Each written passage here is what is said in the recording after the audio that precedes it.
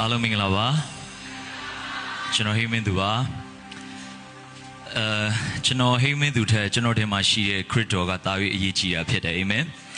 ကျွန်တော်ဟိမင်းသူကတော့မပြောင်းလဲပေးနိုင်ပေမဲ့ကျွန်တော်ထဲမှာရှိတဲ့ခရစ်တော်ကတော့အားလုံးပြောင်းလဲပေးနိုင်တာဖြစ်တယ်ကျွန်တော်ခုနမတွင်ကေကသူစကားလေးတစ်ခုပြောတယ်သူ့ဘဝအောက်ဆုံးရောက်နေတဲ့အချိန်သူ့ဘဝဘာမှလုံးဝအရင်တော့ဒီလောက်အမောင်ဒုတွေထဲမှာရှိခဲ့တဲ့အခြေအနေကနေပြီးတော့တဲ့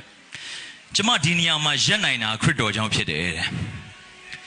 အဲ့စကားလေးကိုကြားတော့ကျွန်တော်မျက်ရည်ကျဘာကြောင့်လဲဆိုတော့လူတွေကကြည့်ရင်တော့ကျွန်တော်ဘသူပေါ့ဒါပေမဲ့လူတိုင်းမှာကသူ့ရဲ့ကလကာနောက်ွယ်က behind the scene ကလကာနောက်ွယ်ကအရာတွေအများကြီးရှိအားလုံးကရှေ့မှာဒီလိုလာတဲ့သူတွေအားလုံးထဲမှာလဲအခုဒီနေရာမှာထိုင်နေပေမဲ့ခမများတို့အသက်တာတဲကဒီနေရာမှာဘယ်သူမှမမြင်နိုင်တဲ့ခမများတို့ကလကာနောက်ွယ်ကပူလောင်ခြင်းတွေများစွာရှိ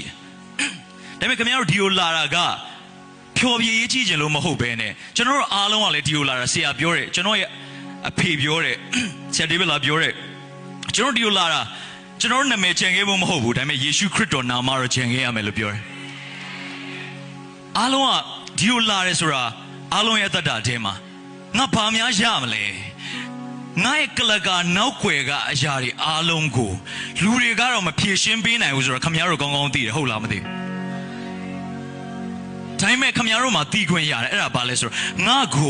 ရဲ့ကလကာနောက်ွယ်မှာရှိနေတဲ့ပူဆွေးသောကတွေအားလုံးကိုဖြေရှင်းပေးနိုင်တဲ့သူတယောက်ရှိနေတယ်ဆိုတာခမများတို့သိနေတယ်အာမင်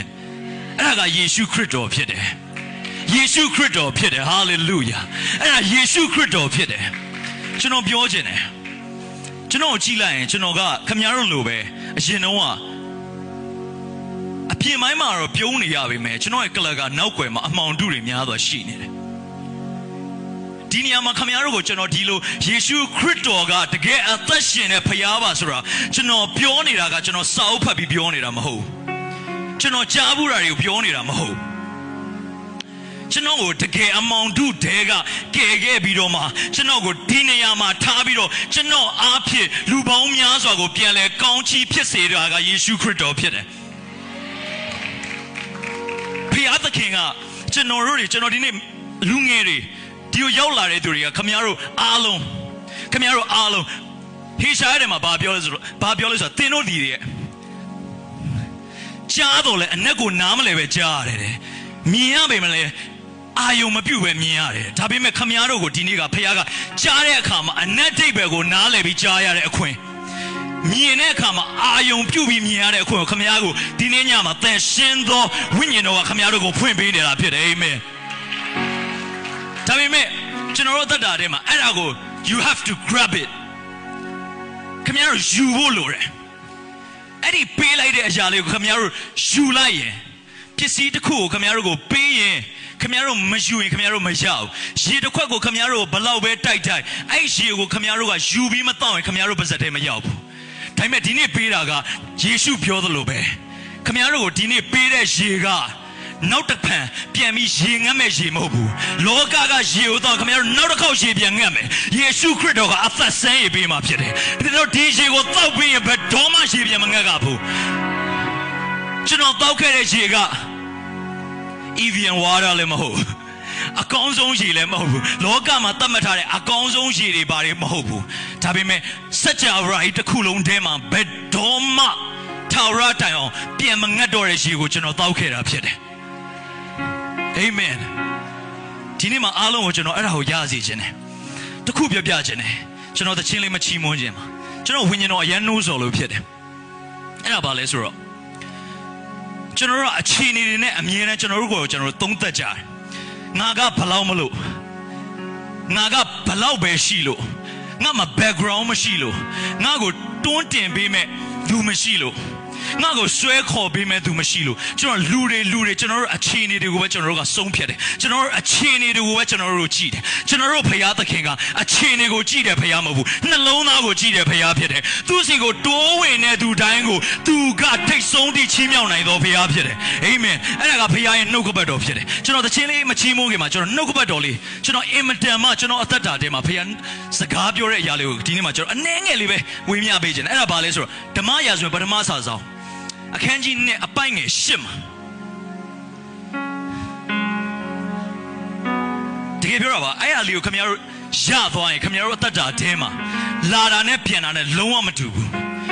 ဒီနေ့ဒီနေရာမှာကြားခဲ့တဲ့အရာကနောက်တစ်နှစ်ပြီးတစ်နှစ်တစ်ရက်ပြီးတစ်ရက်တစ်လပြီးတစ်လမှာခင်ဗျားတို့အသက်တာက going up အစာဦးမှာသင်ငယ်တော်လဲအဆုံး၌အလွန်ကြီးပွားသောအခွင့်ကိုရတယ်အာမင်အခုချိန်မှာခင်ဗျားတို့သင်ငယ်လိမ့်မယ်ကျွန်တော်ခရစ်တော်ကိုစားရခဲ့တဲ့အချိန်ကကျွန်တော်နောက်ဖွေးလေးမှာကျွန်တော်နောက်ဖွေးလေးမှာဒီလိုဘောင်းဝင်နေမဟုတ်ပါဘူးဂျီဂျီကလတ်လေးနဲ့ပါဂျီဂျီကလတ်လေးနဲ့စွတ်ကျဲလေးနဲ့ပါမျက်ရည်နဲ့မျက်ခွက်လေးနဲ့ပါဒါပေမဲ့အဲ့နေရာကနေပြီးတော့ကျွန်တော်ကိုချီးမြှောက်ခဲ့တာဒီနေရာတိဖြစ်တယ်အာမင်ဆက်ပြီးတော့လဲတာ၍ချီးမြှောက်အောင်မှာဖြစ်တယ်အာမင် It's for the glory of God ဘုရားသခင်ရဲ့ဘုန်းတော်ခင်ဗျာဘုရားသခင်ရဲ့နာမတော်ဘိုးလုံးအောင်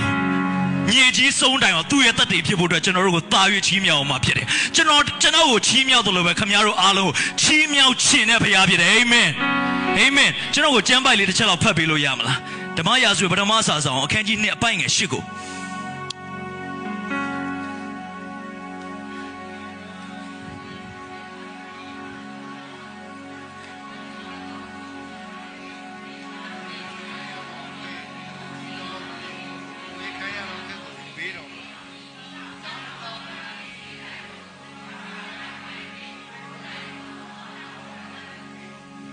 စင်းရဲသောသူတွေကို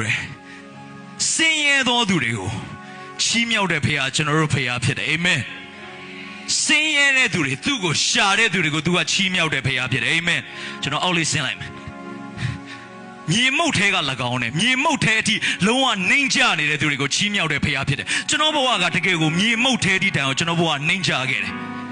မတွင်ကပြောသားလို့ပဲသူ့ဘဝမှာလည်းတကယ်ကိုအဆိုးဝါးဆုံးချိန်တကတကယ်မြေမုတ်ထဲမှာပဲမြေမုတ်ဆိုတာဘာလို့လိုချင်လဲမြေမုတ်ကဘယ်သူမှမလိုချင်ဘူး but ဖခင်ကလိုချင်တယ်ဖခင်ကလိုချင်တယ်အာမင်အာမင်ယုံကြည်ပါသလားโอเคယုံကြည်ရဆိုဖခင်ပြောတယ်မြေကြီးတို့ကိုထာဝရဘုရားပိုင်ထိုတိုင်တို့အပေါ်မှာโอเคအဲ့ဒါကိုမသွားဘဲနဲ့မင်းသားတို့နဲ့ထိုင်ရသောအခွင့်ဘုံကြီးသောပလင်ကိုအမွေခံရသောအခွင့်ကိုပေးတယ်အာမင်မင်းသားတို့နဲ့ထိုင်ရတဲ့အခွင့်ကိုပေးမယ်ဘုံကြီးသောပလင်ပေါ်မှာထိုင်ရတဲ့အခွင့်ကိုပြင်ဆင်ပေးမဲ့ဖခင်ကကျွန်တော်တို့ရဲ့ဖခင်ဖြစ်တယ်ဖခင်ရှင်နာမကိုလက်ခုပ်တီးလျက်ချီးမွမ်းရအောင်အာမင်အာမင်အာမင်โอเคကျွန်တော်ဒီနေ့ကျွန်တော်ရဲ့အကူဖြစ်တဲ့ဆရာလေးနဲ့ကျွန်တော်ချီးမွမ်းခြင်းနဲ့ကျွန်တော်ဒီနေ့အမှန်အကန်ကျွန်တော်တို့ကိုမြေမှုတ်ထဲကနေပြီးတော့ဘုံကြီးတဲ့ပလင်ကိုအထိတိုင်အောင်ချီးမြှောက်မဲ့ဖခင်ကိုကျွန်တော်တို့ကကူးကွယ်မှာဖြစ်တယ်အာမင်